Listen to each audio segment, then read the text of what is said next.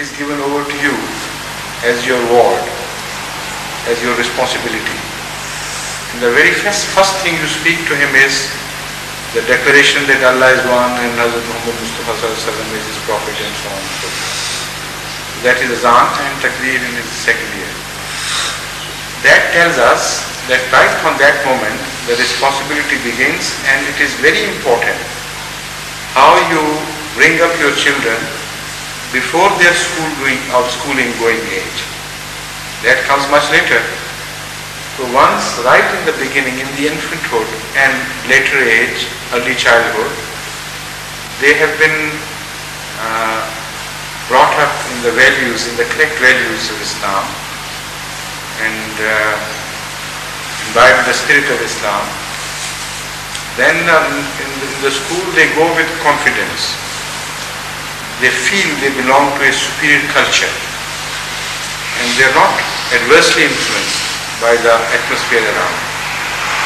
If they are not well provided in the beginning, once they get defeated, then with a defeated mentality it is very hard to cure such children. So the most important lesson we have drawn from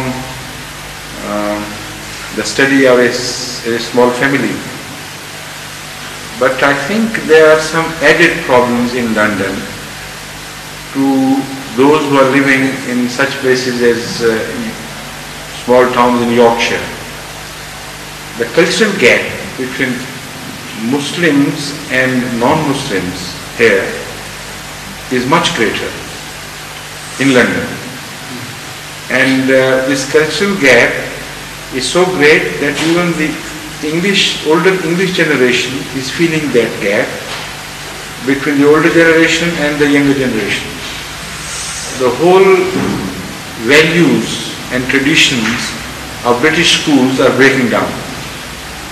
So the havoc played to the new generation here is much larger, much more enlarged than in some other places of England. So luckily for Dr. Said and family and many other such Ahmadi families who bring up their children well, they do not live in London. Even their children, when they came here and they stayed for us for a couple of days, they noticed it with great disappointment that the British culture in London has deteriorated so much. They said while we were traveling by tube train, we were shocked to see people behave. So not as an Ahmadis, but as Britishers they were speaking, they were censuring the British ways of the new generation. So that is a big problem. That means less of TV at home and more of Islamic teaching, more attention than even previously to such children who are grown up here.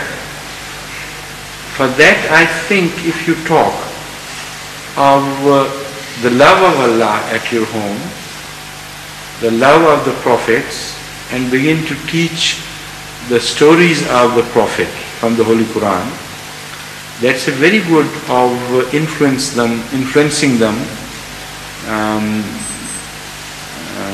in favor of Islamic values. The fact is that the children are interested in stories. Right from the start, give them a taste of goodness. If you develop that taste in them, then it would be easier for them later on in life to go for that acquired taste, to satisfy that acquired taste. Once the taste is not developed at all, then it's very difficult for them to shift. Just prohibition does not work. With wisdom you must cultivate certain tastes in your children so that they are made happier with certain good values.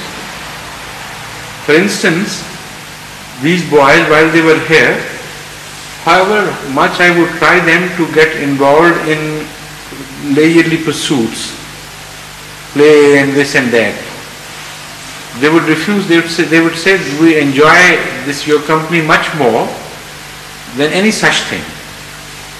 And the worry of their parents was not that the children do not spend enough time with me. They were worried and they were writing to me from their home that we are of course very much worried that our children are plaguing you with their omnipotence, omniscience, omnipresence, is the word. They are ever present around you. This is our worry. Why? It was not that the parents had told them to remain close to me, because they had cultivated in them certain tastes, and those tastes were only satiated by their remaining close to me and to many others among us here in the mosque. So this is the correct way of bringing up your children. Build the tastes in the beginning. I quoted this example many a time before of my own daughters, some of my daughters, and it's a personal experience. Right from the childhood, when I saw Pakistan markets flooded with horrid books of fairy tales and even Hindu mythology and things, I knew that would totally destroy the values of our children if they go through these books. So I started, instead of stopping them from reading this material, I started telling them the stories from the Holy Quran. And while I told them, I learned a lot about the finer shades of excellence of those stories. For instance, when I started telling them about Moses, what happened to him and how he developed his early life, later treatment of Allah, meted out to later treatment which Moses received at the hands of Pharaoh, and in contrast how he was treated by Allah and so on.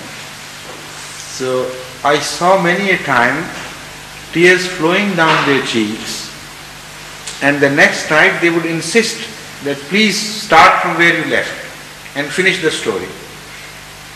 So then I came to learn that there is huge potential of interest for children in the Holy Quran. If you start telling the stories of the various prophets as mentioned in the Holy Quran, by the time you come to Ahmad sallallahu alaihi wasallam, you have provided them amply with the basics on which the seerat, the character of Ahmad sallallahu alaihi wasallam can be built and imprinted upon their hearts and their characters. So adopt the correct way of teaching your children, then very few problems will be left at your hand, on your hand. If you ignore them in the childhood, and that is again I stress, in the childhood you can build the characters and the likes or dislikes. Later on they will go out of your hand. Then the society will capture their imagination. It will be very difficult to wean them away from the false interests or evil influence of the society. So do it in the beginning when it is yet time for things to be done. Sometimes you're late and then it's too late. I know some children, some parents, for instance, there is a family living in Lahore. The father and the mother both were very pious and very devoted Ahmadis, but they were rather negligent about the upbringing of their children. And when the children did not go to Khudam and Atfalul Ahmadiyya sessions or attended other Jamaat meetings and activities, they wouldn't care. So later on, when the children had all grown up, the father once complained to me and said, I'm really getting worried about my children. Of course, I'm not as pious as my parents were, he told me.